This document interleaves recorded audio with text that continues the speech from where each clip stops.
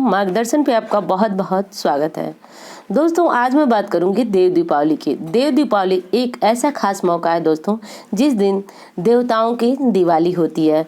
स्पष्ट अक्षरों में कहा जाए तो इसका अर्थ यही होता है कि जिस प्रकार अपनी दिवाली यानी जो हम मनुष्य दिवाली मनाते हैं वो दिवाली माँ लक्ष्मी को प्रसन्न करने के लिए होती है, उसी प्रकार ये दिवाली यानी इस दिवाली पे कुछ खास विशेष जगहों पे दीपदान करके आप बहुत सारा पुण्य और लक्ष्मी की प्राप्ति कर सकते हैं।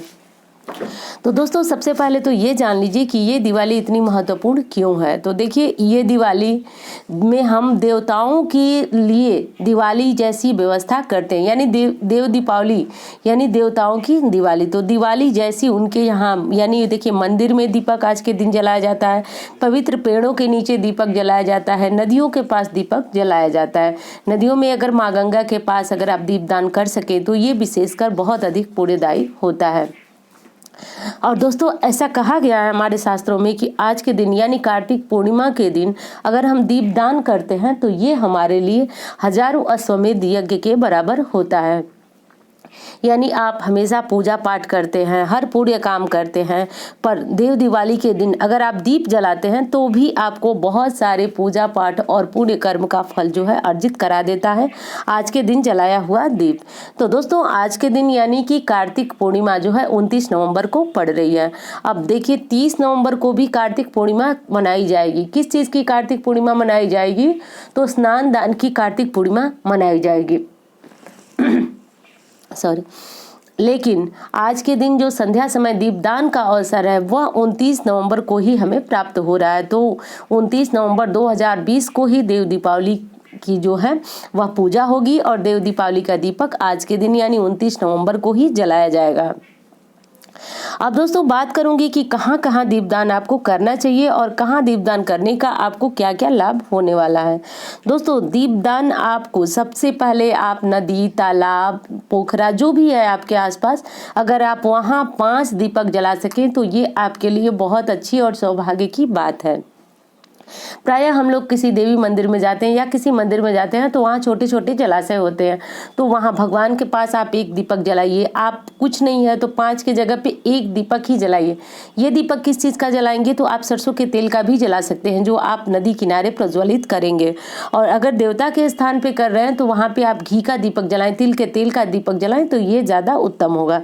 तो यहाँ पे आप दीपक जला सकते हैं। किसी भी मंदिर में जाकर के आप वहाँ रंगोली बनाइए, सफाई कीजिए, दीपक जलाइए। दोस्तों, ये बहुत अधिक पुण्य का काम है, क्योंकि कार्तिक पूर्णिमा अपने आप में ही भगवान विष्णु की कृपा दिलाने के लिए प्रमुख मानी जाती है। यानी आज के दिन जो है गंगा जल से स्नान किया जाता है। दोस्तों, गंगा जल से स्नान करना का अर्थ है कि देखिए, गंगा में अगर आप जाके स्नान करते हैं तो ये तो विशेषकर पुण्यदायी है, पर कहा गया है कि मन चंगा तो कटौती में गंगा। आप प्रातः सुबह सुबह जगे और अपने स्नान के पानी में 1 बूंद गंगा जल डालिए। गंगा जल डाल के हर हर गंगे बोलते हुए स्नान कीजिए। उसके बाद आप तुलसी की पूजा कीजिए, माँ लक्ष्मी की पूजा कीजिए, भगवान विष्णु की पूजा कीजिए और आप अपने घर की जो भी पूजा पाठ का नियम बनाए हैं वो पूजा भी आप समाप्त कीजिए। शाम के समय आप किसी मंदिर में जाइए, किसी जलाशय के पास जाइए और वहाँ दीपक जलाइए। दीपक कितनी संख्या में जलाना है वो मैंने आपको बताया कि चाहे तो आप दीपक 1-1 भी जला सकते हैं, चाहे 5, 7, 11, 21, 51 इस तरह की संख्या में भी जला सकते हैं। दोस्तों, कारण ये है कि ये संख्या जो है काफ़ी शुभ मानी जाती है। तो दीपदान अगर 1 भी करते हैं आप तो ये आपके लिए बहुत अधिक पुण्यदायी होता है। इसके अलावा दोस्तों, लक्ष्मी प्राप्ति के लिए आपको पीपल वृक्ष के नीचे भी दीपदान करना चाहिए। तो पीपल वृक्ष के नीचे आपको पीपल वृक्ष को स्पर्श नहीं करना है, क्योंकि आज का दिन जो है वह रविवार का दिन पड़ रहा है। पीपल वृक्ष से थोड़ा सा हट करके ही आपको ये दीपक जला करके रखना होगा। और दोस्तों, आज के दिन पीपल के अलावा आप केले के पेड़ के पास और तुलसी माँ के पास, आंवले के पास, समी के पास भी दीपदान करें, क्योंकि ये वृक्ष जो है वह देव वृक्ष की संज्ञा में आते हैं, यानी इनको देव वृक्ष के नाम से जाना जाता है। तो यहाँ भी आप दीपदान जरूर करें। और घर के अगर आस पास में कोई मंदिर है तो आप वहाँ जरूर जाएं। वहाँ जाने के बाद सबसे पहले आप भगवान की पूजा करें।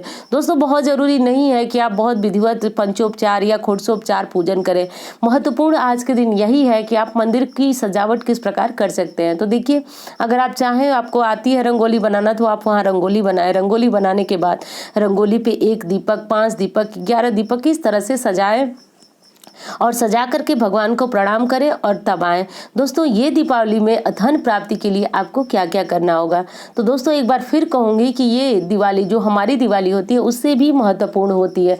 आज के दिन अगर हम इन देव वृक्षों, जिनका मैंने अभी अभी नाम लिया कि पीपल, समी, तुलसी, केला, बरगद, पीपल, यहाँ अगर आप दीपदान करते हैं तो आज के दिन आपको लक्ष्मी की प्राप्ति यहाँ से होती है। तो आज के दिन यानी कार्तिक पूर्णिमा, जो कि बहुत विशेष तिथि है, फिर एक बार बता रही हूँ, तो यहाँ दीपदान करने से आपको अखंड लक्ष्मी की प्राप्ति होती है। यानी जो लक्ष्मी आपके पास से खंडित न हो, स्थायी रूप से आपके घर में निवास करें, ऐसी लक्ष्मी की प्राप्ति होती है। अब बात करूंगी कि आपको अपने घर में, अपने घर के मंदिर में किस प्रकार दीपक जलाना है। तो देखिए, अगर मैं मानती हूँ कि आप कहीं बाहर नहीं जा सकते, ना किसी देव वृक्ष के पास जला सकते हैं, तो कम से कम घर में तुलसी होंगी, वहां पे दीपक जरूर जलाइए। दीपक जलाने के बाद आपको अपने घर के मंदिर में भी 1 दीपक जला करके जरूर रखना है। दोस्तों, ये दीपक अगर 12 बजे तक जलता है, यानी रात्रि 12 बजे तक जलता है, तो ये विशेषकर माँ लक्ष्मी को अपनी तरफ आकर्षित करता है। क्योंकि दोस्तों, शास्त्रों में माना गया है कि कार्तिक पूर्णिमा जो है एक बहुत पुनीत काल माना गया है, और आज के दिन की पूजा पाठ से भगवान विष्णु जो है प्रसन्न होते हैं, और भगवान विष्णु के प्रसन्न होने से माँ लक्ष्मी की कृपा स्वतः ही जातक पे बनी हुई रहती है। तो इसलिए आज के दिन अपने घर के मंदिर में एक तिल के तेल का, घी का दीपक जला के, कम से कम ऐसा दीपक लें जो थोड़ा बड़ा हो, और उसमें इतना तेल डालें कि जो रात्रि 12 बजे तक जले, या फिर दीपक की देख रेख करके ही आप रात 12 बजे तक अगर दीपक को जलाते हैं तो ये दीपक आपके लिए लक्ष्मी प्राप्ति का एक बहुत अच्छा जो है वह स्रोत माना जाता है। बाकी आप नदी के किनारे दीपक जलाते हैं तो ये दीपक भी आपको सुख समृद्धि प्रदान करने वाला होता है। तो दोस्तों, यही छोटी सी जानकारी थी जो मुझे आपको देना था। उम्मीद करती हूँ वीडियो आपको बहुत अच्छी लगेगी। मिलती हूँ इसी तरह की वीडियो के साथ। धन्यवाद।